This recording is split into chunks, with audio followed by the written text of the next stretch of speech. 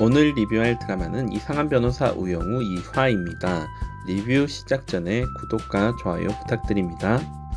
이번 화는 한 남녀의 결혼식에서 있었던 일로 식중 신부의 웨딩드레스가 흘러내려 하객들 앞에서 가슴을 노출시키고 등허리에 문신되어 있는 관세음보살이 노출되는 사건입니다.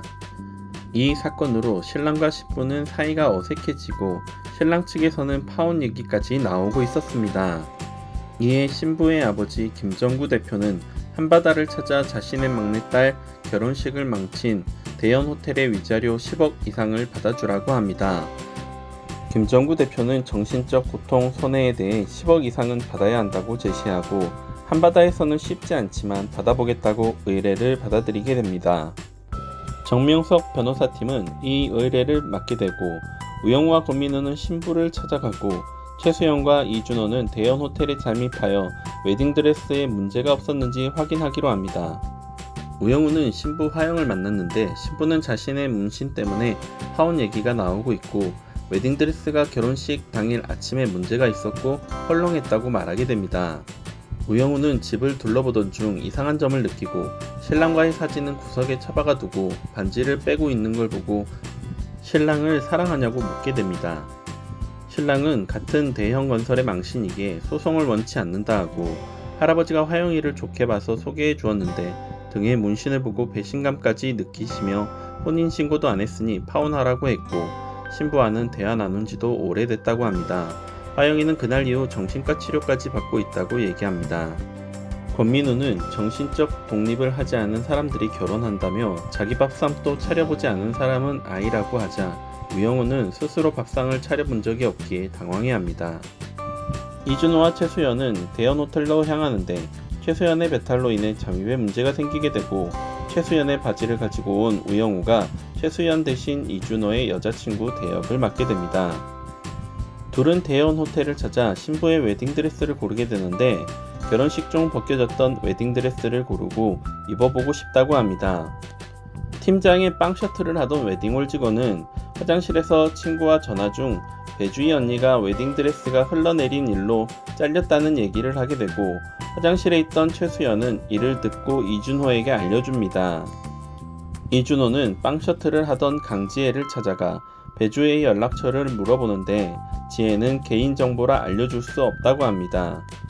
웨딩드레스를 입어본 우영우가 나오는데 그 모습을 본 준호는 정신을 차리지 못하고 지켜보게 되죠.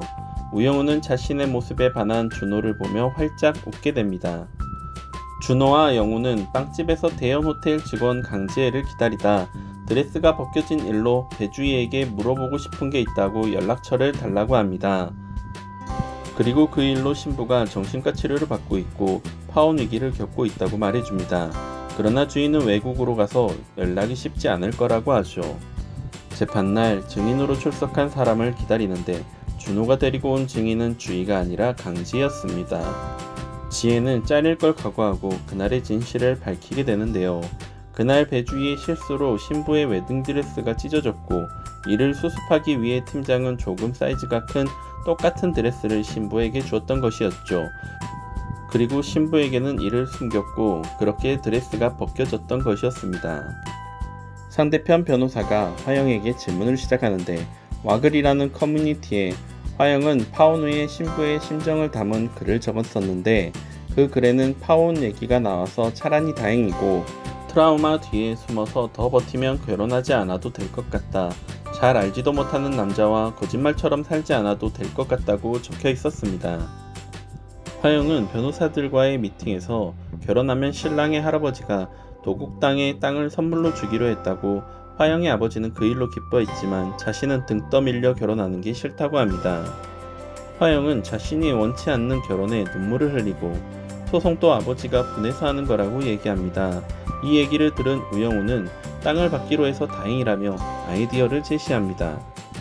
손해는 두 가지로 통상손해와 특별손해로 나눠지게 되는데 결혼식 비용은 통상손해에 해당하지만 땅을 주기로 약속한 토지증여 약속이 걸린 결혼이기에 특별손해에 해당하며 대연 호텔의 실수로 파혼으로 땅을 받지 못하기에 이를 특별손해로 주장하여 손해배상을 청구하기로 합니다. 한바다 대표는 도곡동 땅값이 332억의 가치가 있기에 최소 33억 2천만 원 이상을 받아주겠다고 하고, 화영의 아버지는 매우 기뻐하지만 화영이는 자신의 의견은 중요하지 않다며 자신은 싫다고 합니다. 다시 재판이 열리고 증인석에 대연 호텔의 사장이자 신랑의 삼촌이 오게 되고, 그날 신랑의 할아버지가 땅을 선물하기로 했던 것을 물어보자 아무리 며느리가 예뻐도 수백억씩 하는 땅을 내주기가 쉽겠냐며 통이 크다고 칭찬했었다고 합니다. 대연 호텔 사장은 땅을 증여하기로 했던 사실을 알고 있었다고 실토하게 되고, 이에 정명석 변호사는 332억 원을 손해배상금으로 청구하게 됩니다. 재판이 끝나갈 무렵 화영은 손을 들고 소를 취하겠다고 발언하게 됩니다. 재판 전 우영우를 만나 조언을 받은 화영이의 발언으로 소송은 취하되고 재판은 끝나게 됩니다. 재판이 끝나자 아버지는 불같이 화를 냈지만 화영이는 나는 불교를 믿고 문신도 장난이 아니라고 합니다. 그리고 내 재판이고 내 인생이고 내 결혼이라며 10년간 옆에 있었던 언니를 사랑한다며 결혼을 한다면 이 언니랑 하겠다며 둘은 손잡고 퇴장하고 우영우는 작게 박수를 쳐줍니다. 지금까지 이상한 변호사 우영우 2화를 간단히 요약해 보았는데요. 이번 화에서는 몇 가지 생각해 볼 내용들이 나왔던 것 같습니다. 첫 번째는 종교의 문제로 종교를 숨기고 결혼하는 건 정당한 결혼이었을까입니다. 만약 재판이 계속 진행되었을지라도 화영이의 사기 결혼으로 밀고 간다면 도곡동 땅을 주기로 했던 것도 화영이의 거짓말이 먼저였기에 취소되지 않았을까요? 두 번째는 동성 간의 사랑인데 이것은 찬반을 떠나서 화영이가 신랑을 속인 것이기에 이것도 사기 결혼으로 주장한다면 모든 파혼의 책임은 화영이가 질 수도 있다고 생각이 드네요. 이런 모든 것들이 화영이에게는 부담이었을 것이고 마음에 걸렸을 것 같습니다. 재판이 끝까지 진행된다면 자신에게 불리할 수도 있다는 걸 알지 않았을까요? 드라마에서는 여기까지 보여주진 않지만 화영은 자신의 뜻대로 하는 결혼도 아니고 아버지에게 독립하지 못하고 자신의 삶을 살아가지 못하는 것에 회의감을 느꼈고, 우영우와의 상담에서 자신의 아버지로부터 정신적으로 독립하지 못했다는 걸 깨닫게 되었고, 자신의 인생이니 아버지의 뜻이 아닌 자신의 뜻대로 하겠다고 다짐한 것 같습니다. 다음 화에서는 어떤 일들이 펼쳐질지 다음 리뷰에서 뵙겠습니다.